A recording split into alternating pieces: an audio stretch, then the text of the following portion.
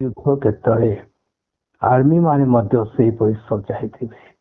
ତେଣୁ ମୋର ପ୍ରିୟମାନେ ଏ ଗୋଟେ ଗୋଟେ ସେମାନେ ଦେଶ ରକ୍ଷକ ବା ଅଗ୍ନି ରକ୍ଷକ, ଜଳରୁ ଲୋକଙ୍କୁ ରକ୍ଷା କରିବା, ଏହିପରି ସେମାନେ ଜଣେ ଜଣେ ଡିପାର୍ଟମେଣ୍ଟ ଅଛି। ତେଣୁ ଆମମାନେ ଲୋକମାନଙ୍କୁ ରକ୍ଷା କରିବା ପାଇଁ, ନିଜେ ରକ୍ଷା ପାଇବା, ଅନ୍ୟକୁ ରକ୍ଷା କରିବା ପାଇଁ ପ୍ରଭୁ ମଧ୍ୟ ଆମକୁ ଆର୍ମର ଏହି ସଜ୍ଜା ଆମକୁ ପ୍ରଦାନ କରିଛନ୍ତି। ମୋର ପ୍ରିୟମାନେ, ସେଥିପାଇଁ ଆମେ ଯେତେବେଳେ 13 ପଦ ଆମେ ପଢୁଛୁ, ସ୍ଲୋରେ ଆମେ ଶିକ୍ଷା କରିବା, ବୁଝିବାକୁ ଦରକାର। ଏଣୁ ତୁମ୍ଭେମାନେ ଯେପରି ଦୁର୍ଦିନ ମାନେ କଣ? ଅନେକ ଦୁଃଖ କ୍ଲେଶ ଅନେକ ଦୁର୍ଦିନ କୁହାଯାଏ।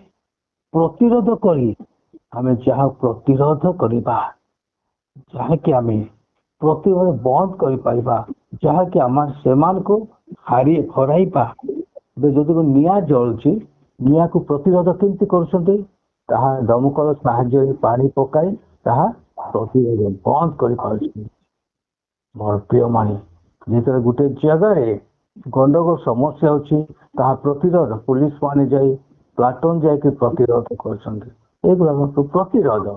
ଆତ୍ମିକ ଜୀବନ ମଧ୍ୟ ଅନେକ ପ୍ରତିବନ୍ଧକ ଅଛି, ଅନେକ ଆତ୍ମିକ ଜୀବନ ଗ୍ରାସ କରେ।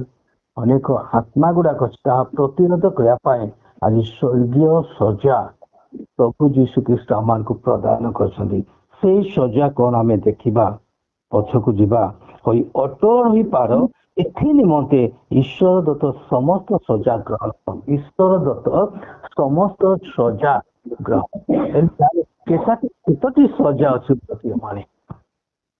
ଏବେ ମୁଁ କହିଲି ଯେତେବେଳେ ଆଉ ଫାୟାର ଷ୍ଟେସନ ମାନେ ତାଙ୍କ ସମସ୍ତ କଣ କଣ ସଜ୍ଜା, ସେମାନଙ୍କର ବୁଟ ଆଉ ଡ୍ରେସ ଆଉ ବେଲ୍ଟ ଆଉ କ୍ୟାପ, ସେମାନଙ୍କ ସେଇ ନହେଲେ ସେମାନେ ଯାଇପାରିବେ ନାହିଁ। ଠିକ ପୁଲିସ ମାନଙ୍କର ମଧ୍ୟ ସେଇ ବୁଟ, ବେଲ୍ଟ, ଭୂତ ବାଡ଼ିଟିଏ ଧରନ୍ତି, ଆଉ ପିସ୍ତଲ ଥିବ, ଆଉ ଗୋଟେ ବିଶେଷ ତାଙ୍କ ଷ୍ଟାର ନଥିଲେ ସେମାନେ ଯାଇପାରିବେ ନାହିଁ। ମୋର ପ୍ରିୟମାନେ, ତାର କେତେଟା ସଜ୍ଜା, ସେହିପରି ଆମମାନଙ୍କର ଏହି 6ଟା ସଜ୍ଜା ପ୍ରଭୁ ଆମକୁ ପ୍ରଦାନ କରିଛନ୍ତି। ସେଇ ସଜ୍ଜାକୁ ଆମେ ଗ୍ରହଣ କରିବା ପାଇଁ ପ୍ରଭୁ ଆମକୁ ଦେଉଛନ୍ତି। ଏହି 6ଟା ସଜ୍ଜା ମଧ୍ୟ ହୁଏତ ମୁଁ ଆଜି ଗୋଟେ କେବଳ କହିପାରେ ଯେ ସେ ନାହିଁ, କିନ୍ତୁ ଆମେ ବୁଝିବାକୁ ପଡିବ ସେଇ ସଜ୍ଜା 6ଟା କଣ କଣ। ମୋ ପ୍ରିୟମାନେ, କାଲି ମୁଁ 6ଟା ସଜ୍ଜା କହିକି ଯାଏ। ପ୍ରଥମ ସଜ୍ଜା ଅଛି ମୋର ପ୍ରିୟମାନେ, ଏକ ଅଛି ସତ୍ୟ ରୂପ କଟିବନ୍ଧନ। ସତ୍ୟ ରୂପ କଟିବନ୍ଧନ। ଆଉ ଦ୍ୱିତୀୟ ସଜ୍ଜା ଅଛି ମୋର ପ୍ରିୟମାନେ, ଆଉ ଧାର୍ମିକତାର ରୂପ ପୁରସ୍କାର। ପ୍ରଥମ ସତ୍ୟ ରୂପ କଟିବନ୍ଧନ ଆଉ ଧାର୍ମିକତା ରୂପ ପୁରସ୍କାର। ଆଉ ତୃତୀୟ ଅଛି ସୁସମାଚାର ପାଦୁକା ପିନ୍ଧିବା ଗପ। ସୁସମାଚାର ପାଦୁକା। ଆଉ ଚତୁର୍ଥରେ ଅଛି ବିଶ୍ୱାସ ରୂପ ଧାର। ଏବେ ପଞ୍ଚମରେ ଅଛି ପରିତ୍ରାଣ ରୂପ ଶିରସ୍ଥାନ। ପରିତ୍ରାଣ ରୂପ ଶିରସ୍ଥାନ। ଏବଂ 6ରେ ଅଛି ମୋର ପ୍ରିୟମାନେ, ଆଜି ଆମେ ଆତ୍ମାଙ୍କ ଖର୍ବ ଅର୍ଥାତ୍ ଈଶ୍ୱରଙ୍କ ବାକ୍ୟ। ଏଇ 6ଟା ଯଦି ବିଶ୍ୱାସୀ ପାଖରେ ଅଛି, ସେ କେବେ ହାରିବା ଚାନ୍ସ ନାହିଁ। ସେ କେବଳ ସମସ୍ତ ବିଷୟ ଜିତିବ। କାହିଁକି ମୋର ପ୍ରିୟମାନେ? କାହିଁକି ଆମେ କାହା ସହିତ ଆମେ ଯୁଦ୍ଧ କରୁଛୁ? ମୋର ପ୍ରିୟମାନେ, ଏହି ପୁଲିସ ମାନେ ଲୋକଙ୍କ ସହିତ ଗଣ୍ଡଗୋଳ ସମସ୍ୟା ଆଉ ବିଭିନ୍ନ ଚୋର ଡକାୟତ ମାନଙ୍କୁ ସେମାନେ ଗ୍ରାସକୁ ଧରିବା ପାଇଁ ସେମାନେ ଚାହାନ୍ତି। କିନ୍ତୁ ଆଜି ଆମମାନଙ୍କର ଯୁଦ୍ଧ କୋ ବିରୁଦ୍ଧରେ ମୋର ପ୍ରିୟମାନେ ଆଜି ଆମେ ଦେଖିପାରୁଛୁ। କାରଣ ଆମମାନଙ୍କ ଯୁଦ୍ଧ ଯଦି ଆମେ ଦେଖିବା, ସେଇ ଯୁଦ୍ଧ 12 ପଦରେ ଲେଖାଯାଇଛି। ଖ୍ରୀଷ୍ଟିଆନ ଜୀବନ, ଖ୍ରୀଷ୍ଟିଆନ ବିଶ୍ୱାସୀ ମାନଙ୍କର ଯୁଦ୍ଧ କାହା ମଧ୍ୟରେ, ଆମେ ସେଥିପାଇଁ 6ଟା ସଜ୍ଜା ଆମେ ଗ୍ରହଣ କରିବାକୁ ପଡିବ। ଖ୍ରୀଷ୍ଟିଆନ ମାନଙ୍କ ଯୁଦ୍ଧ କାହା ଦେଖ ଲେଖାଇଛି 12 ପଦରେ 6:12ରେ। କାରଣ ଆମମାନଙ୍କ ଯୁଦ୍ଧ ମର୍ତ୍ତ୍ୟ ବିରୁଦ୍ଧରେ ନୁହେଁ, କିନ୍ତୁ ଆଧିପତ୍ୟ ବିରୁଦ୍ଧରେ। ଆଧିପତ୍ୟ ଶୈତାନଙ୍କ ବିରୁଦ୍ଧରେ।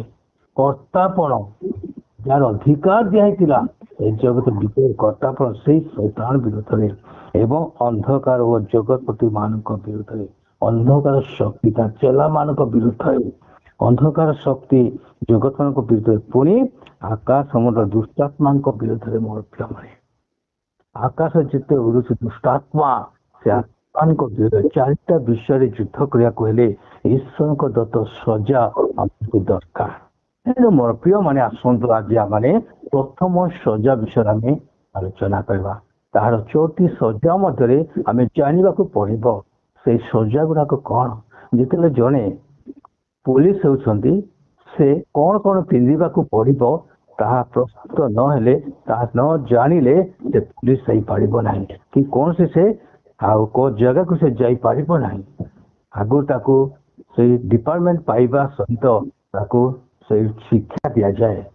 ବୁଟ ପିନ୍ଧିବ, ସକ୍ସ ପିନ୍ଧିବ, ବେଲ୍ଟ ପିନ୍ଧିବ ଏବଂ ଜାଗ୍ରତ ଡ୍ରେସ ପିନ୍ଧିବ, ଷ୍ଟାର ନିହାତି ପିନ୍ଧିବ, କ୍ୟାପ୍ ପିନ୍ଧିବ ଏବଂ ବାଡ଼ି ଗୋଟେ ଧରିବ ଆଉ ପିସ୍ତଲ ବି ପିସ୍ତଲ ଗୋଟେ ଧରିବ। এই ତିନିଟା ତାଙ୍କ ମାନେ 6ଟା ବିଷୟ ଅଛି। ସେଟା ନ ଧରିଲେ ସେ କେବେ ବାହାରକୁ ଯାଇପାରିବେ ନାହିଁ। ଆଜିକାଲି ଲୋକେମାନେ କେୟାରଲେସ୍ ହଉଛନ୍ତି ସେଇ ବିଷୟ, କିନ୍ତୁ ଆଗ ବହୁତ ଷ୍ଟ୍ରିକ୍ଟ ଥିଲା। ତେଣୁ ଆଜି ପୁଲିସ ମାନେ ନିଜେ ବି ମାଡ଼ ଖାଉଛନ୍ତି ମୋର ପ୍ରିୟମାନେ, କାହିଁକି ସେମାନେ ସେଇ ସଜା ସେମାନେ ପ୍ରସ୍ତୁତ ହେଇପାରୁନାହାନ୍ତି। ଠିକ ସେହିପରି ଆଜି ଆତ୍ମିକ ଜୀବନରେ ଆମେ 6ଟି ସଜା ମଧ୍ୟରୁ ଆଜି ଆମେ ଗୋଟେ ଆଲୋଚନା କରିବା। ପ୍ରଥମ ସଜା କଣ ଆପଣ ମାନେ କୁହନ୍ତୁ? ପ୍ରଥମ ସଜା କଣ କହିଲେ? ସତ୍ୟ ରୂପ ସତ୍ୟ ରୂପ କୋଟି ବନ୍ଧନ। ପ୍ରଥମ ସଜା ସତ୍ୟ ରୂପ କୋଟି ବନ୍ଧନ, ମାନେ ସତ୍ୟତା ଆମେ କୋଟି ବନ୍ଧନ କରି ବାନ୍ଧିବାକୁ ପଡିବ। ମୋର ପ୍ରିୟମାନେ, ତାହା କଣ ଟିକେ ଆମେ ଆଲୋଚନା କରିବା। କାରଣ ଏହି ସତ୍ୟ ରୂପ ମାନେ ସତ୍ୟ ଆମେ ଜାଣିବା ସତ୍ୟ କଣ। ମୋର ପ୍ରିୟମାନେ, ଅନେକ ଥର ମୁଁ ଏକ କଥା କହିଅଛି, ଆମେ ଜାଣିବାକୁ ପଡିବ ପ୍ରାଞ୍ଜଳ ଭାବରେ କ୍ଲିୟରରେ ଆମେ ଜାଣିବାକୁ ପଡିବ ସତ୍ୟ ରୂପ କୋଟି ବନ୍ଧନ କଣ। କାରଣ এই ସତ୍ୟ କଣ, ଯେଉଁ ବନ୍ଧନରେ ସେ ଆପଣା କୋଟି ବାନ୍ଧିବ। ସେଇ ସତ୍ୟ କଣ ମୋର ପ୍ରିୟମାନେ, କେମିତି ଆମେ ସତ୍ୟ ରୂପ ଆମେ ସେଇ କେମିତି ଆମେ ବାନ୍ଧିବାକୁ ହବ। ଆଉ ଯୀଶୁର ବିଶେଷ ଆମେ ପ୍ରଥମ ଆମେ ଜାଣିବାକୁ ପଡିବ ଯୀଶୁ ହେଉଛନ୍ତି ସେଇ ସତ୍ୟ। ଆଉ କୌଣସି ଏଇ ଜଗତରେ ସତ୍ୟ ନାହିଁ, ଯୀଶୁ ହିଁ ସତ୍ୟ। ଆଉ ସେହି ବାକ୍ୟ ଯେତେବେଳେ ଦେହବନ୍ତ ହେଲେ ପୁଣି ଅନୁଗ୍ରହ ଓ ସତ୍ୟରେ ପରିପୂର୍ଣ୍ଣ ହୋଇ ଆମମାନଙ୍କ ମଧ୍ୟରେ ବାସ କରେ, ଯାହାକି ଆମେ ଜହନ 1:14 ଆମେ ତାହା ଦେଖିପାରୁଛୁ। ସତ୍ୟ ପ୍ରଥମ ଆମେ ଜାଣିବା ସବୁ ମିଥ୍ୟା, କିନ୍ତୁ ଯୀଶୁ ହିଁ ସତ୍ୟ। ଏବଂ ସେଇ ସତ୍ୟ ସେ ବାକ୍ୟ ଦ୍ୱାରା ଦେହବନ୍ତ ହେଲେ, ଯାହାକି ଆମେ ଜହନ 1:14 ଦେଖିପାରୁଛୁ।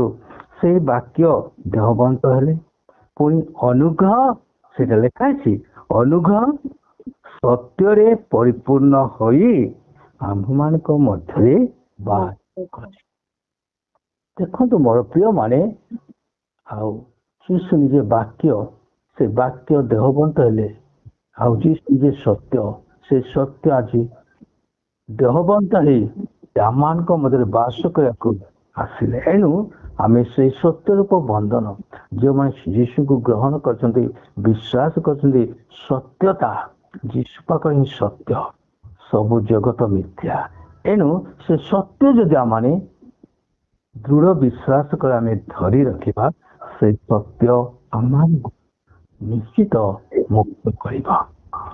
এই ଅନେକ ପରିସ୍ଥିତି ମଧ୍ୟରେ, ଅନେକ ଯୁଦ୍ଧ ମଧ୍ୟରେ, ଅନେକ ଦୁର୍ଦିନ ସମୟରେ ପ୍ରଭୁ ଆମକୁ ମୁକ୍ତ କରିବେ। କାରଣ ଏ ସ୍ଥାନରେ ଆମେ ଅନେକ ବିଷୟ ଆମେ ପାଇପାରୁଛୁ। ଯୀଶୁ ଏ କଥା ନିଜେ କହିଲେ ମୋର ପ୍ରିୟମାନେ, ସତ୍ୟ କିଏ ନାହିଁ, ଯୀଶୁ ହିଁ ସତ୍ୟ। ଯାହାକି ଆମେ ଅନେକ ଜାଣିପାରୁଛୁ ଜହନ 14:6 ଯୀଶୁ ପ୍ରଥମ ଆରମ୍ଭରେ କହିଲେ, ମୁଁ ସତ୍ୟ ଓ ଜୀବନ। କାରଣ ଯୀଶୁ ହିଁ ପଥ, ସତ୍ୟ ଓ ଜୀବନ।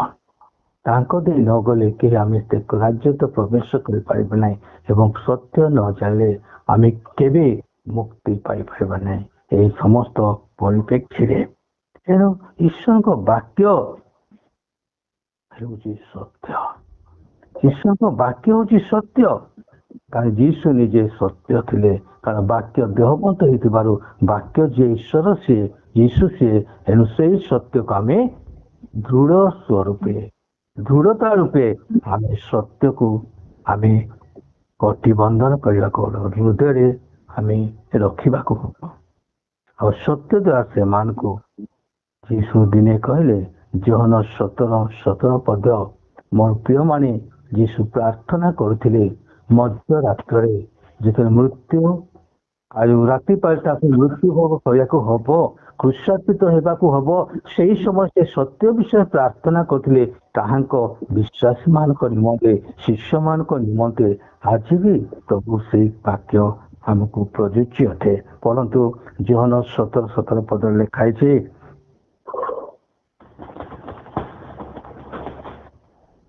ଜୋହନ 17:17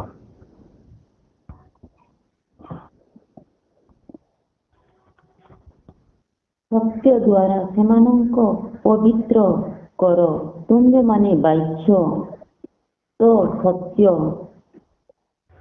ଦେଖନ୍ତୁ ମୋର ପ୍ରିୟମାନେ, କି ପ୍ରାର୍ଥନା ଆଜି ପିତାଙ୍କ ନିକଟରେ ପ୍ରାର୍ଥନା କରୁଛି। ଈଶ୍ୱରଙ୍କ ବାକ୍ୟ ସତ୍ୟ, ସତ୍ୟ ଦ୍ୱାରା ସେମାନଙ୍କୁ ପବିତ୍ର କର। ମୋର ପ୍ରିୟମାନେ, ଯେତେବେଳେ ସତ୍ୟ ଆମେ ଗ୍ରହଣ କରୁଛୁ, ସେଇ ସତ୍ୟ ଦ୍ୱାରା ହିଁ ଆମେ ପବିତ୍ର ହେବା। ବାକ୍ୟ ଯଦି ଆମେ ସତ୍ୟ ରୂପେ ଗ୍ରହଣ କରିବା, ବାକ୍ୟକୁ ଯଦି ଆମେ ଠିକ ବିଶ୍ୱାସ କରିବା, ଦୃଢ଼ ବିଶ୍ୱାସ କରିବା, ସତ୍ୟତା ସେଇ ସତ୍ୟ ଆମକୁ ପବିତ୍ର କରିବ, ସେଇ ସତ୍ୟ ଆମକୁ ପାପରୁ ମୁକ୍ତ କରିବ ଏବଂ ଆମେ ସେ ସତ୍ୟ ସଜ ଆମେ ଗ୍ରହଣ କରୁଛୁ। ଆଉ ତୁମ୍ଭେ ବାକ୍ୟ ତ ସତ୍ୟ, ଈଶ୍ୱରଙ୍କ ବାକ୍ୟ ହିଁ ସତ୍ୟ। ତେଣୁ ମୋର ପ୍ରିୟମାନେ, ଯେତେବେଳେ ଆମେ ଜୋହନ 8:32 ଆମେ ଯାଉଛୁ, ସେ ସତ୍ୟ ବିଷୟରେ ଆମେ ଜାଣିପାରୁଛୁ। ଆପଣ ଖୋଲନ୍ତୁ ଜୋହନ 8:32।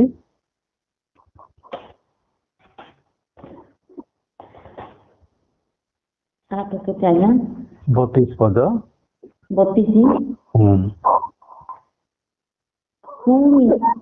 ପୁଣି ତୁମ୍ଭେମାନେ ସତ୍ୟ ଜ୍ଞାତ ହେବ ଓ ସେହି ସତ୍ୟ ତୁମ୍ଭମାନଙ୍କୁ ମୁକ୍ତ କରିବ।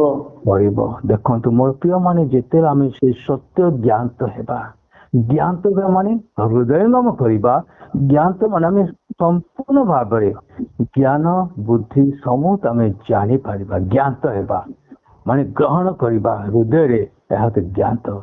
ଯେତେବେଳେ ଆମେ ସତ୍ୟ ଜ୍ଞାତ ହେବା, ସେହି ସତ୍ୟ ଆମକୁ ମୁକ୍ତ କରିବ।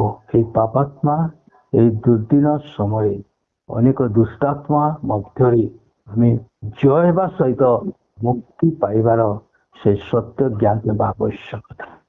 ଆମେ କୌଣସି ମୋର ପ୍ରିୟମାନେ ହୃଦୟରେ ଯେଉଁ ସତ୍ୟ ଆମେ ଜାଣିବା, ସେଇ ସତ୍ୟ ଆମମାନଙ୍କୁ ମୁକ୍ତ କରିବ।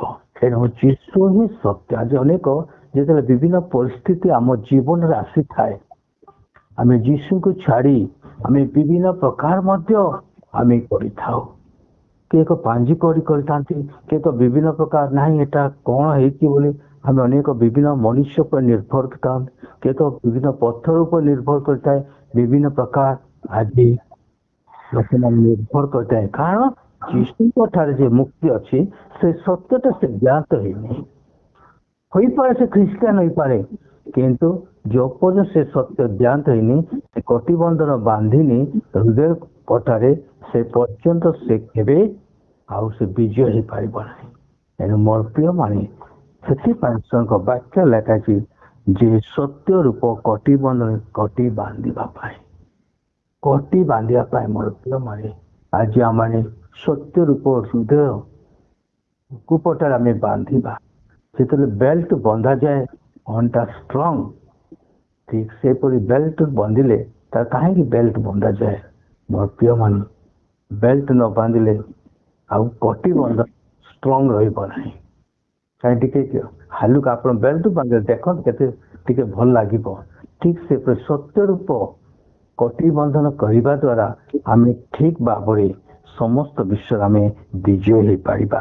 ଏଣୁ ମଲାକି ପୁସ୍ତକରେ ଲେଖାଯାଇଛି, ମୋର ପ୍ରିୟମାନେ, आज आम सत्य रूप कटिबंधन होची कथबार्ता और आचरण सत्यता जो आम ईश्वर कटिबंधन सत्यता रूप आम कटिबंधन करुचु आम बाहर पे भी जाना से कथबार्ता आचरण उच्चारण सत्यतार थी आसत आम देखा मलाकी 2:6 पद ताहा लेखा जाए मलाकी 2:6 पदरे लेखा जाए जो मैंने सत्य रूप कटिबंधन रे बांधी अच्छा से आचरण से उच्चारण कथबार्ता ठीक रही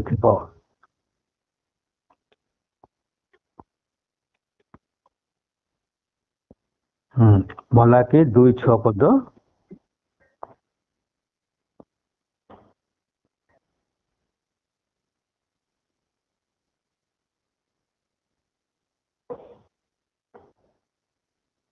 ये मलाकी पुस्तक पुरातन लास्ट अच्छे जल्दी जल्दी किए पाए जल्दी पढ़ले भल हाँ डेरी होची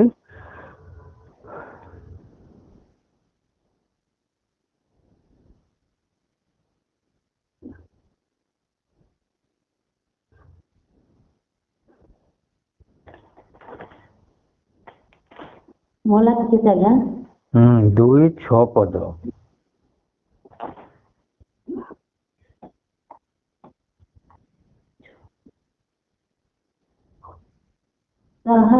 ताहार मुखरे सत्यर व्यवस्था थिला ताहार औषधरे अन्याय देखा न गला से देखा न गला से शांतारे सरलतारे आंब संगे गमनागमन कला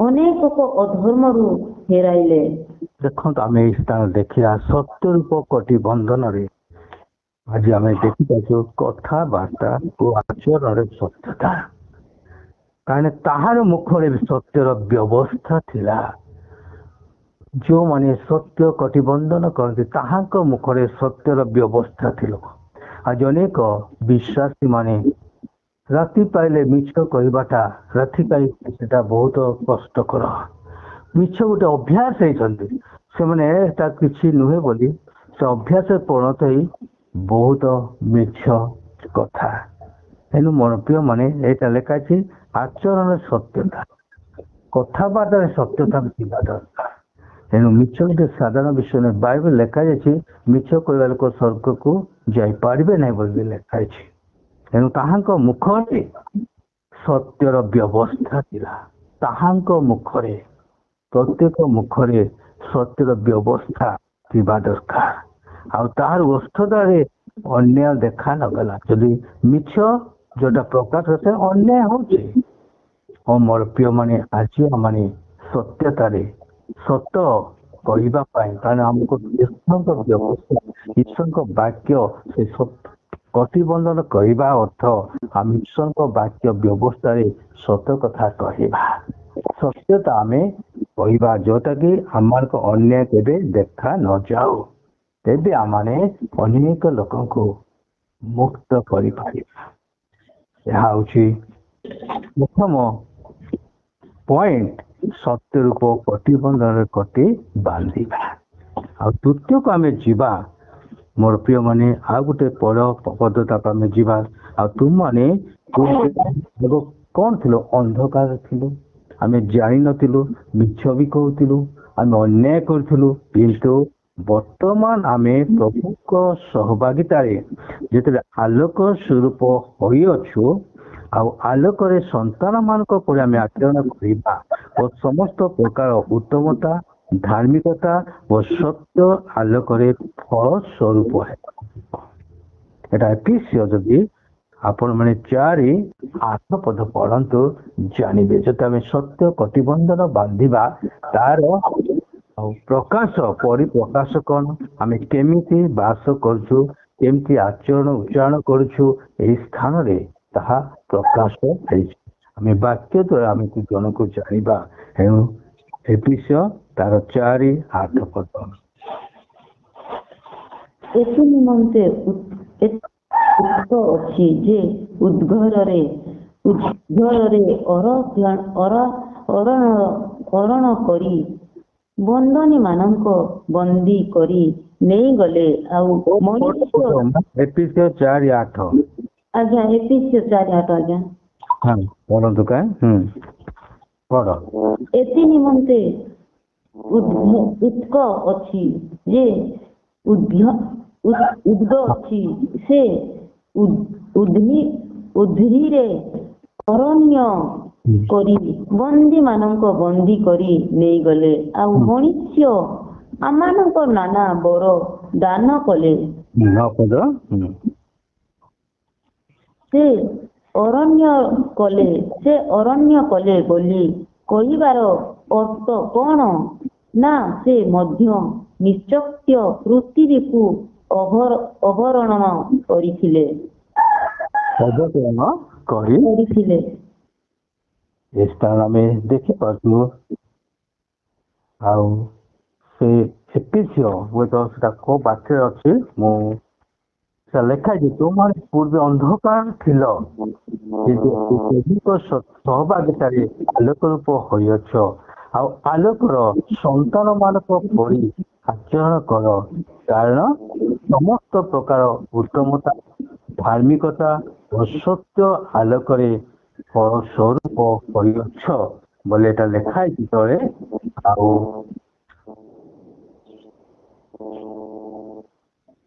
ଆମେ ଦେଖିପାରୁଛୁ ମୋର ପ୍ରିୟ ମାନେ, ଏଣୁ ଆମକୁ ଆଚରଣ ବିଚାରଣ ଏହା ସତ୍ୟତା ଥିବା। କାରଣ ଆମେ ଆଗ ଅନ୍ଧକାର ଥିଲୁ, ଆମେ ସମସ୍ତ ମଧ୍ୟରେ ମିଛ କହୁଥିଲୁ, ଆମେ ସମସ୍ତ ଅନ୍ୟାୟ କରିଥିଲୁ, କିନ୍ତୁ ଆଜି ଆମକୁ ଆଶ୍ଚର୍ଯ୍ୟ ଭାବରେ ଅନ୍ଧକାର ଆମକୁ ବାହାରକୁ ଆଣିଲେ। ଏଣୁ ଆମେ ସେ ସତ୍ୟ ପ୍ରତିବନ୍ଧନ ବାନ୍ଧିବା ପାଇଁ ପ୍ରଭୁ ଆଜି ଆମମାନଙ୍କୁ ଅଧିକାର ଦେଇଛନ୍ତି। କାରଣ ସେତେବେଳେ ଆମେ ଦେଖିପାରୁଛୁ, ମୁଁ ପୋଲିସ ବା ପାଏସ ମାନେ ଆମକୁ ବିଷୟ କହିଲି, ଯେତେବେଳେ ସେମାନେ ଚାକିରି କରିବେ ସେମାନେ ବାଧ୍ୟ ଆଉ ସଦାବେଳେ କୋଟ୍ ପିନ୍ଧିବେ, ସଦାବେଳେ ଡ୍ରେସ୍ ପିନ୍ଧିବେ, ପିନ୍ଧିବେ, କ୍ୟାପ୍ ପିନ୍ଧିବେ ଆଉ ବାଡ଼ି ଧରିବେ, ସଦାବେଳେ ସେମାନେ ସଜା ଠିକ ଜୀବନ ଆର୍ମର ଆତ୍ମିକ ସଜା ପ୍ରଥମ ହଉଛି କଟିବନ୍ଧନ, ସତ୍ୟତା କଟିବନ୍ଧନ। ଆଉ ଦ୍ୱିତୀୟ ଆମେ ଦେଖିବା ମୋର ପ୍ରିୟ ମାନେ, ଧାର୍ମିକତା ରୂପ ଉରସ୍ଥାନ ମାନେ ବରସ୍ଥାନ ପରିଧାନ କରିବା। ଧାର୍ମିକତା ବସ୍ତ୍ର ପରିଧାନ କରିବା, ଧାର୍ମିକତାର ବସ୍ତ୍ର ଉରସ୍ଥାନ କରିବା, ଏହା ହଉଛି ନମ୍ବର 2। ହୁଏତ ଆମେ ଆଜି କେବଳ 2ଟା କହି ଆମେ ସରିପାରେ, ଆଉ ଅନେକ ତ ଅଛି। ଆମେ ଧାର୍ମିକତା ରୂପ ଆଉ ବରସ୍ଥାନ ପରିଧାନ କରିବା, ଧାର୍ମିକତାର ବସ୍ତ୍ର, ଧାର୍ମିକତାର ବସ୍ତ୍ର ପିନ୍ଧିବାକୁ ହବ ମୋର ପ୍ରିୟ ମାନେ। କାରଣ ଜଣେ ସୈନିକ ରାଜା, ଜଣେ ସୈନିକ ଯେତେବେଳେ ଯୁଦ୍ଧ କ୍ଷେତ୍ରକୁ ଯାଏ ମୋର ପ୍ରିୟ ମାନେ, ସେମାନେ ଯାହା ଆବଶ୍ୟକତା ସେଇଟା ସେ ଯୁଦ୍ଧ କ୍ଷେତ୍ର ଯାହା ସରଞ୍ଜାମ ତାହା ପିନ୍ଧିବାକୁ ବାଧ୍ୟ। ତେଣୁ ସେମାନେ ନ ପିନ୍ଧିଲେ ତାହା ସେ ଯୁଦ୍ଧ କ୍ଷେତ୍ରକୁ ଯାଇପାରେ ନାହିଁ। କିନ୍ତୁ ଜଣେ ମାତ୍ର ଯୁଦ୍ଧ କ୍ଷେତ୍ରକୁ ଯାଇଥିଲା ମୋର ପ୍ରିୟ ମାନେ, ଈଶ୍ୱରଙ୍କର ବସ୍ତ୍ର ପରିଧାନ କରି ଦାଉଦ। ଯେତେବେଳେ ଦାଉଦ ଯୁଦ୍ଧ କ୍ଷେତ୍ରକୁ ଯାଇଛନ୍ତି ମୋର ପିଲାମାନେ, କିନ୍ତୁ ତାଙ୍କୁ କୌଣସି ଜାଗତିକ ବସ୍ତ୍ର ଆବଶ୍ୟକ ନଥିଲା, କେବଳ ଈଶ୍ୱରଙ୍କ ବସ୍ତ୍ର ସେ ପରିଧାନ ମଧ୍ୟରେ ତାହା ଗଲିଆତକୁ ମାରି ପକାଇଥିଲେ। ଏଣୁ ଆଜି ମାନେ ଧାର୍ମିକତାର ବସ୍ତ୍ର, ଆଜି ଆମେ ଆତ୍ମିକ ଯୁଦ୍ଧ କ୍ଷେତ୍ରରେ ଧାର୍ମିକତାର ବସ୍ତ୍ର ଯଦି ଆମ ପାଖରେ ଅଛି, ଆମେ ସବୁ ବିଷୟରେ ଆମେ ଜିତି ପାରିବା।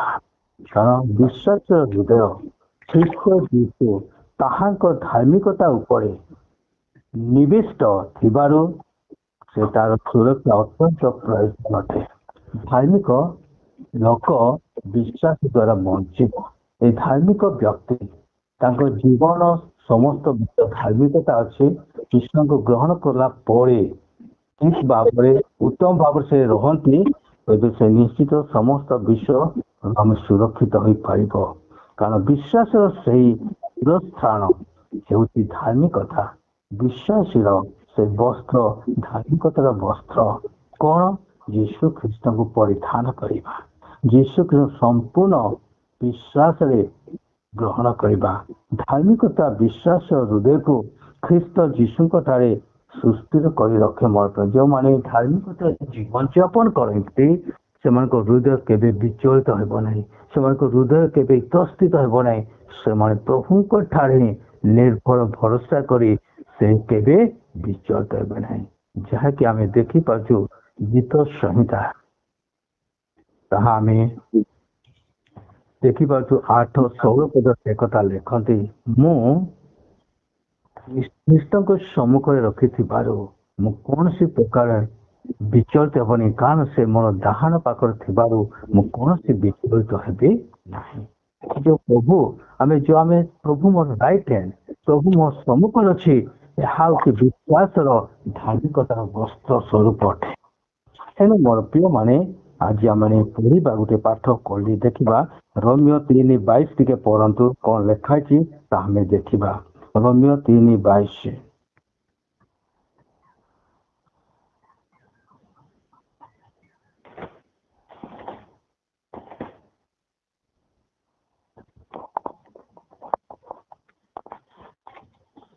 ରୋମିଓ 3:22 ପଦ।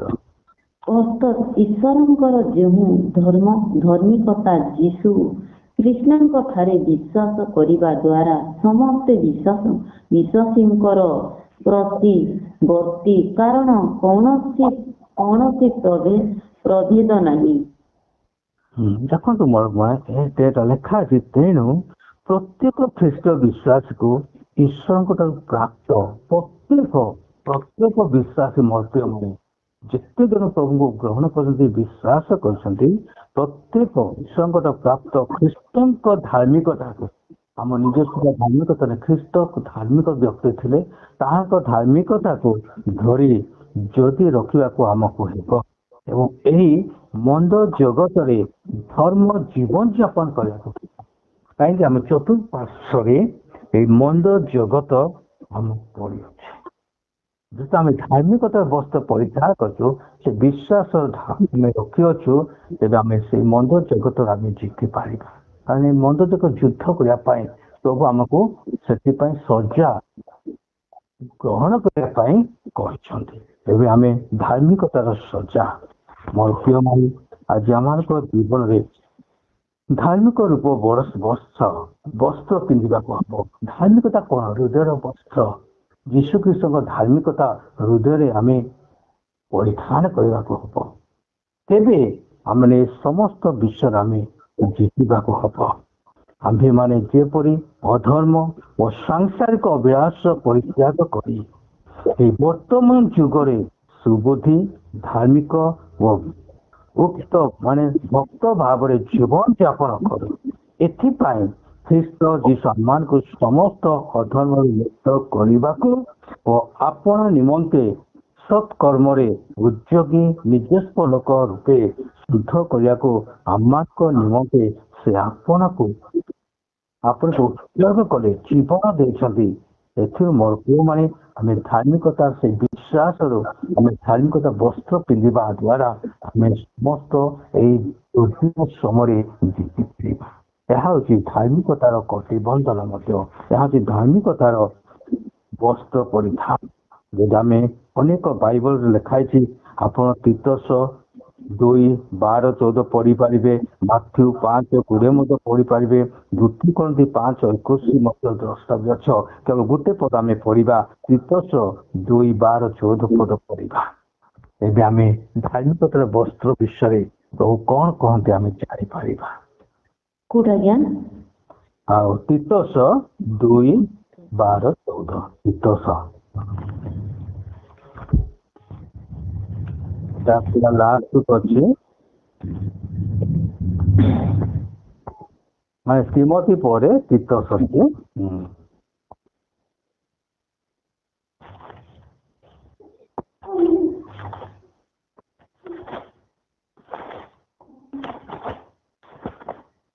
ତିମୋଥୀ ପରେ ଏଭ୍ରି ଅଛି ଆଜ୍ଞା।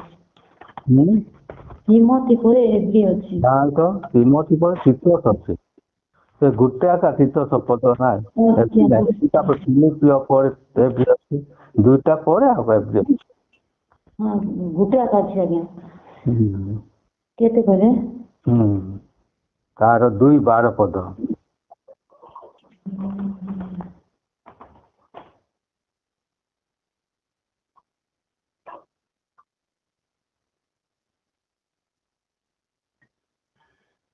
ତିତସ 2:12 ପଦ।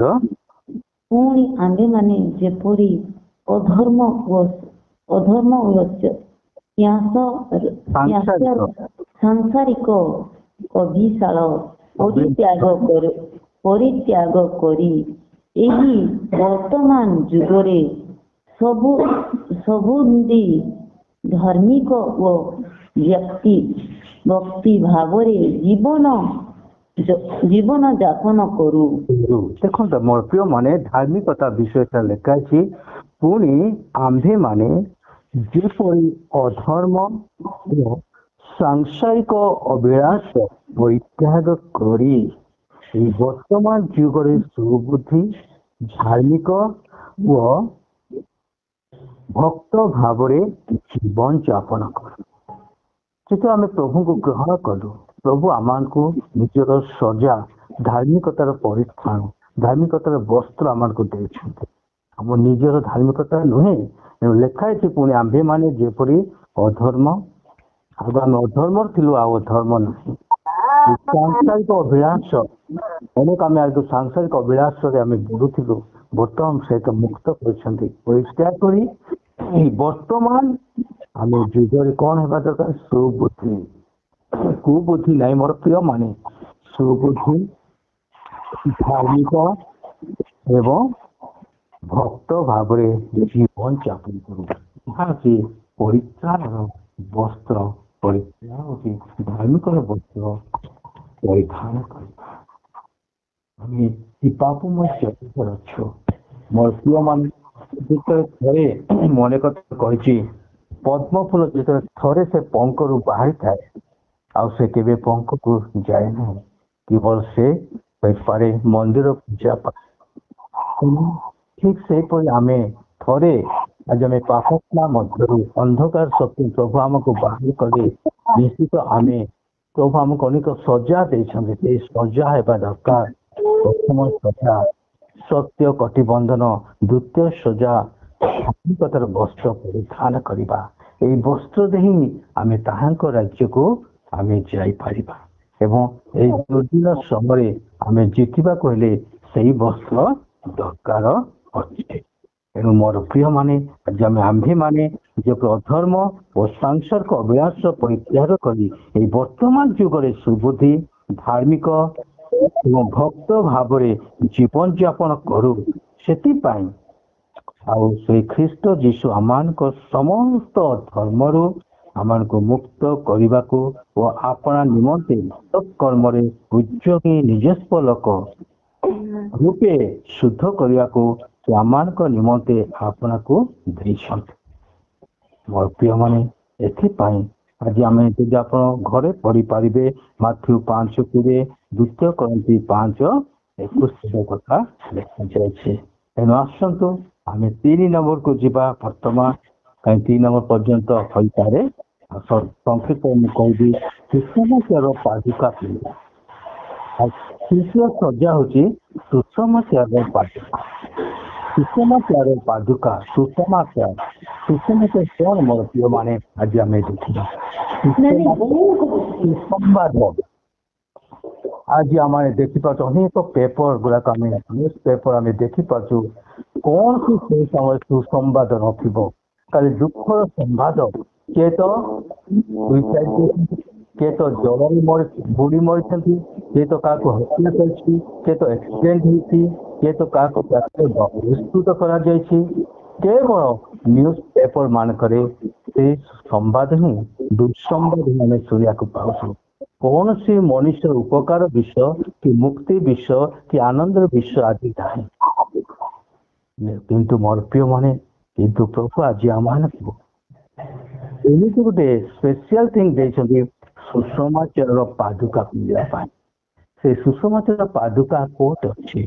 କେବଳ ବାଇବଲରେ ବାକ୍ୟ ଶୁଣିବାରେ, ଖ୍ରୀଷ୍ଟିଆନ ସହଭାଗିତାରେ ସେ ସୁସମାଚାର ପାଦୁକା ଆମେ ପାଇପାରିବା। ତେଣୁ ମୋର ପ୍ରିୟ ମାନେ, ପାଦୁକା ହେଉଛି ସଦା ପ୍ରସ୍ତୁତ ହେବା। ସୁସମାଚାର ନିମନ୍ତେ ସଦା ପ୍ରସ୍ତୁତ ହେବା। ପାଦୁକା ମାନେ ମୁଁ ଆଜଗରୁ କହିଲି ଯେତେବେଳେ ସଦା ପ୍ରସ୍ତୁତ ଥାନ୍ତି ପୋଲିସ ଫାୟାର ବା ସିଆରପି ବା ସୈନ୍ୟ ବାହିନୀ ମାନେ ସଦାବେଳେ ସେମାନେ ପାଦୁକାରେ କଣ ପିନ୍ଧିବେ? ବୁଟ ପିନ୍ଧିଥିବେ। ହଠାତ୍ ସେମାନେ ଯାଇପାରିବେ ନାହିଁ। ଠିକ ସେହିପରି ମୋର ପ୍ରିୟ ମାନେ ସୁସମାଚାର ପ୍ରସ୍ତୁତ ମାନେ ପାଦୁକା ହେଉଛି ସଦା ପ୍ରସ୍ତୁତ। ପ୍ରତ୍ୟେକ ସେ ପ୍ରସ୍ତୁତର ଗୋଟେ ପ୍ରତୀକ ଏବଂ ଦୁଃଖ କ୍ଲେଶ ପାପ ସମସ୍ୟାରେ ଭାରାକ୍ରାନ୍ତ ମନୁଷ୍ୟର ମୁକ୍ତି ପାଇଁ ଖ୍ରୀଷ୍ଟଙ୍କର ଶାନ୍ତିଦାୟକ ସୁସମାଚାର ପ୍ରଚାର ଅତ୍ୟନ୍ତ ଜରୁରୀ।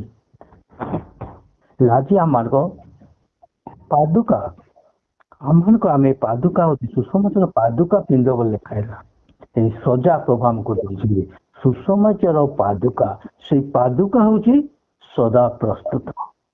ମୋ ସାମ୍ନାରେ ଅନେକ ଲୋକ ଆଜି କଣ ଅଛନ୍ତି?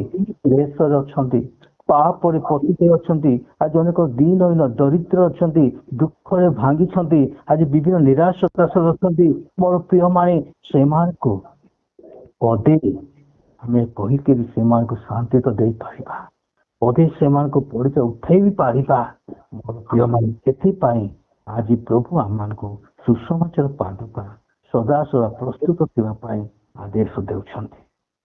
କାରଣ ମଣିଷ ମୁକ୍ତି ପାଇଁ ଖ୍ରୀଷ୍ଟଙ୍କର ଶାନ୍ତିଦାୟକ ସୁସମାଚାର ପ୍ରତ୍ୟେକ ଅତ୍ୟନ୍ତ ଜରୁରୀ ଅଟେ। ଯେପରି ନିଆଁ ଲାଗିଲେ ଫାୟାର ଷ୍ଟେସନ ସେମାନଙ୍କ ପ୍ରତିରୋଧ କରିବା ପାଇଁ ସଦାସଦା ପ୍ରସ୍ତୁତ, ଆଉ ପୋଲିସ ଡିପାର୍ଟମେଣ୍ଟ ଅନେକ ଗଣ୍ଡଗୋଳ ମଧ୍ୟ ସେମାନେ ସୁରକ୍ଷିତ ପାଇଁ ପ୍ରସ୍ତୁତ। ଆଜିକାଲି ହୋଇନପାରେ, ସେମାନେ କହିନପାରନ୍ତି, କିନ୍ତୁ ବାସ୍ତବରେ ଆଜି ଆମମାନଙ୍କୁ ପ୍ରଭୁ ଯୋଉ ସଜା ଦେଇଛନ୍ତି ସୁସମାଚାର ଅର୍ଥ ଆଜି ଅନେକ ଲୋକମାନଙ୍କର ଅଶାନ୍ତିରେ ଥିବା ଲୋକମାନଙ୍କ ପାଇଁ, ଆଜି ଅନେକ ଦୁଃଖରେ ଥିବା ଲୋକମାନଙ୍କ ପାଇଁ କେବଳ ସୁସମାଚାର ସୁସମ୍ବାଦ ହିଁ ସେମାନଙ୍କୁ ଶାନ୍ତି ଦେଇପାରିବ। ଏଥିପାଇଁ ଆମେ ସଦା ପ୍ରସ୍ତୁତ ହେବା ଦରକାର। ଖ୍ରୀଷ୍ଟ ବିଶ୍ୱାସୀ ସେଥିପାଇଁ ସଦା ପ୍ରସ୍ତୁତ ରହିବା ଆବଶ୍ୟକ ଅଟେ। ଏଣୁ ମୋର ପ୍ରିୟମାନେ ଆଜି ଆମର ବାକ୍ୟ ପଢିବା ଦ୍ୱାରା ଆମେ ସୁସମାଚାର ପ୍ରସ୍ତୁତ ହେଉଛୁ। ଆମେ ନିଶ୍ଚିତ, କାରଣ ଈଶ୍ୱର ଆମମାନଙ୍କ ଦ୍ୱାରା ଆହ୍ୱାନ କରିଥିବାରୁ ଆମ୍ଭେମାନେ ଖ୍ରୀଷ୍ଟଙ୍କର ପକ୍ଷରୁ ରାଜଦୂତ। ଆମେ ଜଣେ ଜଣେ ରାଜଦୂତ, ଆମେ ଜଣେ ଜଣେ ବର୍ତ୍ତମାନ ମନୁଷ୍ୟ ଉପରେ ବାର୍ତ୍ତାବାହକ ଆମେ କର୍ମ କରୁଛୁ। ଖ୍ରୀଷ୍ଟଙ୍କର ପକ୍ଷରୁ ଆମ୍ଭେମାନେ ନିବେଦନ କରୁଅଛୁ, ତୁମମାନେ ଈଶ୍ୱରଙ୍କ ସହିତ ଆମେ ସଦାବେଳେ ସମ୍ମିଳିତ। ଯେତେବେଳେ ପ୍ରଥମ କରନ୍ଥୀୟ 5:20 କଥା ଲେଖାଯାଇଛି ଯେ ମୋର ପ୍ରିୟମାନେ ଈଶ୍ୱର ଆମମାନଙ୍କ ଦ୍ୱାରା ଆହ୍ୱାନ କରିଥିବାରୁ ଆମ୍ଭେମାନେ ଖ୍ରୀଷ୍ଟଙ୍କ ପକ୍ଷରୁ ରାଜଦୂତ ହୋଇ କର୍ମ କରୁଥିବାରୁ ଆମେ ଖ୍ରୀଷ୍ଟଙ୍କ ପକ୍ଷରୁ ଆମମାନେ ନିବେଦନ କରୁଛୁ। ଆଉ ମୋର ପ୍ରିୟମାନେ ଈଶ୍ୱରଙ୍କ ସହିତ ସଦା ଆମେ ସହଭାଗିତା ମିଳିତ ହୋଇ ଆମେ ସମସ୍ତ ବିଷୟ ପାଇଁ ବିଶେଷ ବିଶ୍ୱାସୀ ମାନେ ସୁସମାଚାର ନିମନ୍ତେ ପ୍ରାର୍ଥନା କରନ୍ତୁ। ପ୍ରଭୁ ଆମ ଭାରତବର୍ଷ ସୁସମାଚାର ପ୍ରଚାରିତ ହଉ, ଆମ ଭାରତବର୍ଷ ସୁସମାଚାର ବିସ୍ତାରିତ ହଉ, ଆମ ଭାରତ ଅନେକ ସୁସମାଚାର ପ୍ରଚାରକ ମାନଙ୍କୁ ତୁମେ ବଳବାନ କର, ଏହା ବିଶ୍ୱାସୀ ମାନଙ୍କ କର୍ତ୍ତବ୍ୟ। ତେଣୁ ସୁସମାଚାର ପାଦୁକା ଆମେ ପିନ୍ଧିବାକୁ, ପାଦୁକା ସଜେଇବା ମୋର ପ୍ରିୟମାନେ। ସେଥିପାଇଁ ଯୀଶୁ କଣ କହିଲେ ମୋର ପ୍ରିୟମାନେ? ତୁମେମାନେ ସମୁଦାୟ ଜଗତକୁ ଯାଇ ସମସ୍ତ ମାନବ ଜାତି ନିକଟରେ ସୁସମାଚାର ଘୋଷଣା କର। ଆଜି ଅନେକ ନ୍ୟୁଜ ପେପର ଦେଖିଲେ ବିଭିନ୍ନ ପ୍ରକାର ଅଶାନ୍ତି ତାଙ୍କ ଜୀବନରେ ଦୁଃଖରେ ଭାଙ୍ଗିଛନ୍ତି। ସେମାନଙ୍କ ସୁସମ୍ବାଦ ଦରକାର ଅଛି ଯୀଶୁ ଖ୍ରୀଷ୍ଟଙ୍କର। ଏଣୁ ତ ଆଜି ଅନେକ ୟୁଟ୍ୟୁବ ମାଧ୍ୟମରେ ଅନେକ ଆଜି ବିଭିନ୍ନ ପ୍ରକାର ମାଧ୍ୟମରେ ସୁସମାଚାର ପ୍ରଚାର କରାଯାଉଛି। ପ୍ରତ୍ୟେକ ଲୋକଙ୍କ ଅଧିକାର ଦିଆଯାଇଛି। ଆଜି କେବଳ ପାଷ୍ଟର ମାନେ ନୁହେଁ, ଆଜି ବିଶ୍ୱାସୀ ମାନେ ମଧ୍ୟ ଆଜି ସାଧାରଣ ବିଷୟ ସୁସମାଚାର ୟୁଟ୍ୟୁବ ମାଧ୍ୟମରେ ପ୍ରଚାର କରୁଛନ୍ତି। ତାର ଅର୍ଥ ଯୀଶୁ ଖ୍ରୀଷ୍ଟଙ୍କ ବାକ୍ୟ ସମୁଦାୟ ଜଗତକୁ ଯାଇ ପ୍ରଚାର କର। ହଁ ମୋର ପ୍ରିୟମାନେ, କାଲି ଗୋଟେ ଦେଖୁଥିଲେ ସୁସମ୍ବାଦ, ଜଣେ RS ଲିଡର, ସେ ହିନ୍ଦୀ ଲୋକ, ଛତିଶଗଡ଼, ସେ ଗୋଟେ ଲିଡର। ଆଜି ସେ ପରିବର୍ତ୍ତନ ହିଁ, ସେ ବହୁତ ସୁନ୍ଦର ଭାବରେ ସେ ଈଶ୍ୱରଙ୍କ ବିଷୟରେ କଥା କହୁଥିଲେ। କାରଣ ସତତା ମନେକ 33 କୋଟି ଦେବତା ଉପରେ ଆସ୍ଥା ରଖିଥିଲେ, କିଛି ଲାଭ ନାହିଁ। କିନ୍ତୁ ଯୋଉ ଏକମାତ୍ର ସତ୍ୟ ଈଶ୍ୱର ଅଛନ୍ତି ସେ ହଉଛନ୍ତି ପ୍ରଭୁ ଯୀଶୁ, ସମସ୍ତଙ୍କ ପ୍ରଭୁ ଅଛନ୍ତି। ତାଙ୍କ ଦ୍ୱାରା ଶାନ୍ତି, ତାଙ୍କ ଦ୍ୱାରା ଅନନ୍ତ ଜୀବନ, ତାଙ୍କ ଦ୍ୱାରା ସବୁ କିଛି, ଏଇଟା ସେ ଘୋଷଣା କରିଥିଲେ। ତେଣୁ ମୋର ପ୍ରିୟମାନେ, କାହା ଦ୍ୱାରା? ଆଜି କିଏ ନା କିଏ ସୁସମାଚାର ସେ ଶୁଣିଛି, କାହାର ନା କାହା ସେ ବାକ୍ୟ ଶୁଣିଛି ଏବଂ ସେ ବାକ୍ୟ ଗ୍ରହଣ କରିଛି। ତେଣୁ ମୋର ପ୍ରିୟମାନେ, ସୁସମ୍ବାଦ ଆଜି ଅନେକ ଗାଁ ମାନଙ୍କ ମଧ୍ୟ ଏପରି ପୀଡ଼ିତ ଅଛନ୍ତି। ସେମାନଙ୍କୁ ଆମେ ନିମନ୍ତେ ସେମାନଙ୍କୁ ଆଣିବା ପାଇଁ ପ୍ରଭୁ ଆଜି ଆମକୁ ଅଧିକାର ଦେଇଛନ୍ତି। ସୁସମାଚାର ଆମେ ପାଦୁକା ପିନ୍ଧିବାକୁ ଯଦି ମୁଁ ସାଧୁ ପାଉଲ ଗୋଟେ ବିଷୟ କହିଲେ, ମୋର ପ୍ରିୟମାନେ, ଯଦି ମୁଁ ସୁସମାଚାର ପ୍ରଚାର ନ କରେ ତେବେ ମୁଁ ଦଣ୍ଡର ପାତ୍ର। ମୋର ପ୍ରିୟମାନେ, ପ୍ରଥମ କରନ୍ତୀୟ 9:16 ସାଧୁ ପାଉଲ କହିଲେ, ଯଦି ମୁଁ ସୁସମାଚାର ପ୍ରଚାର ନ କରେ ତେବେ ମୁଁ ଦଣ୍ଡର ପାତ୍ର। କାହିଁକି? ସାଧୁ ପାଉଲଙ୍କୁ ପ୍ରଭୁ ଯୀଶୁ ସୁସମାଚାର ପ୍ରଚାର କରିବା ନିମନ୍ତେ ଆହ୍ୱାନ କରିଥିବାରୁ ସେ ନିଜେ ଜାଣିପାରୁଛି, ଯଦି ମୁଁ ସୁସମାଚାର ପ୍ରଚାର ନ କରେ ତେବେ ମୁଁ ଦଣ୍ଡର ପାତ୍ର। ପ୍ରତ୍ୟେକଙ୍କୁ ମୋର ପ୍ରିୟ ମାନେ ପ୍ରଭୁ ଅଧିକାର ଦେଇଛନ୍ତି। ଯେତେ ଆମେ ପ୍ରଭୁଙ୍କୁ ପାଇଛୁ, ଗ୍ରହଣ କରୁଛୁ, ଜାଣୁଛୁ, ପ୍ରତ୍ୟେକ ଆମେ ଆମ ସମସ୍ତ ଆମ ବେଶ ଆମ ଲୋକଙ୍କୁ ସୁସମାଚାର ଦେବା ଆବଶ୍ୟକତା ଅଛି। ଏଥିପାଇଁ ସଦା ସଜା ହେବା, ସୁସମାଚାର ପାଦୁକା ପିନ୍ଧିବାକୁ ହେବ। ଏଣୁ ମୋର ପ୍ରିୟମାନେ, ଆସୁ ମୁଁ ଆଜି 3ଟା ବିଷୟ କେବଳ କହିବି, ମୁଁ ସମାପ୍ତ କରିବି। ସମୟ ପାଇଲେ ଆସନ୍ତା ପ୍ରଭୁ ସୁଯୋଗ ଦେଲେ ଆଉ ଯୋଉ 3ଟା ରହିଲା ତାହା 3ଟା ଆମେ ଆଲୋଚନା କରିବା। ଆଉ ପ୍ରଥମ ଆମେ ଆଜି ଦେଖିପାରୁଛୁ, ସତ୍ୟ ରୂପ କଟିବ। ସତ୍ୟ ରୂପ ଯୀଶୁ ହିଁ ସତ୍ୟ, ତାହା ଜାଣିବା ହିଁ ସତ୍ୟ ରୂପ କଟିବନ୍ଧନ। ଯୀଶୁ ହିଁ ସତ୍ୟ, ଆଉ କୌଣସି ଈଶ୍ୱରଙ୍କ ବାକ୍ୟ ହିଁ ସତ୍ୟ। ସେ ସତ୍ୟ ରୂପ କଟିବନ୍ଧନ କରିବା। ଆଉ ନମ୍ବର 2 ଆମେ ଦେଖିବା ଧାର୍ମିକତା ରୂପ ବସ୍ତ୍ର। କାରଣ ଆମେ ଆଗ ନିରୁପାୟ ଅନ୍ଧକାର ପାପୀ ଥିଲୁ, ପ୍ରଭୁ ଆଜି ଆମକୁ ଧାର୍ମିକତାର ବସ୍ତ୍ର ଦେଇଛନ୍ତି। ସେ ନିଜେ ଆମମାନଙ୍କ ନିମନ୍ତେ ନିଜ ଧାର୍ମିକତା ପରିଧାନ କରିଛନ୍ତି। ବିଶ୍ୱାସ ଦ୍ୱାରା ଗ୍ରହଣ କରି ତାହା ଆମେ ସଦା ସର୍ବଦା ଆମେ ପରିଧାନ କରିବା। ଆଉ ନମ୍ବର 3 ସୁସମାଚାର ପାଦୁକା ପିନ୍ଧିବ। ପ୍ରଭୁଙ୍କୁ ଆମେ ଜାଣିଲୁ, ଗ୍ରହଣ ସତ୍ୟତା ଆମେ ଜାଣିଲୁ, ଧାର୍ମିକତା ବସ୍ତ୍ର ପିନ୍ଧିଲୁ, ମାନେ ସେ ସୁସମାଚାର ସୁସମ୍ବାଦ ନେଇ ଆମେ କାହାକୁ ନା କାହାକୁ ପଦେ ଆମେ କହିବାକୁ, ତେବେ ଆମମାନେ ନିଶ୍ଚିତ ପ୍ରଭୁଙ୍କ ଠାରେ ଆମେ ଅଛୁ ତାହା ପ୍ରମାଣିତ ହବ। ଏଣୁ ମୋର ପ୍ରିୟମାନେ, ଭୟ ଦେବା ଦରକାର ନାହିଁ। ଆଜି ଆମ ଭାରତ ବର୍ଷରେ ପ୍ରତିବନ୍ଧକ ସତ୍ତ୍ୱେ ବର୍ତ୍ତମାନ ଭାରତ ବର୍ଷରେ ଅଧିକ କେବଳ ଆଜି RS ଲିଡର ମାନେ, କେବଳ ବାବା ମାନେ ବର୍ତ୍ତମାନ ପରିବର୍ତ୍ତନ ଈଶ୍ୱରଙ୍କ ନିକଟକୁ ଦାବମାନ ହେଉଛନ୍ତି, ଧାଇଁ ଆସୁଛନ୍ତି। ମୋର ପ୍ରିୟମାନେ, ଏହା କାହାର? ଆମମାନଙ୍କ ପ୍ରାର୍ଥନା କରିବା ଦରକାର। ଆଜି ଆମମାନଙ୍କ ଅନେକ ବିଶ୍ୱାସୀମାନଙ୍କ ପ୍ରାର୍ଥନା, ଅନେକ ସୁସମାଚାର ପାଦୁକା ପିନ୍ଧିବା, ଆଜି ମାନେ ପରିତ୍ରାଣ ମାନେ ଧାର୍ମିକତାର ବସ୍ତ୍ର ପରିଧାନ କରିବା ଏବଂ ସତ୍ୟ ପ୍ରତିବନ୍ଧନ କରିବା, ତା ଦ୍ୱାରା ଅନେକ ଭାରତ ବର୍ଷ ଜିତି ପାରିବା। ଆମେ ଭୟଭୀତ ହେବା ଦରକାର ନାହିଁ। ପ୍ରଭୁ ଆଜି ଆମମାନଙ୍କୁ ଅଧିକାର ଦେଇଛ, ଅଧିକାରକୁ ଆମେ ବଜାୟ ରଖିବା, ଅଧିକାରକୁ ଆମେ ବ୍ୟବହାର କରିବା। ପ୍ରଭୁ ଏହି ଛୋଟ ବାକ୍ୟରୁ ସମସ୍ତଙ୍କୁ ଆଶୀର୍ବାଦ କରନ୍ତୁ। ଆମେନ୍, ଆମେନ୍।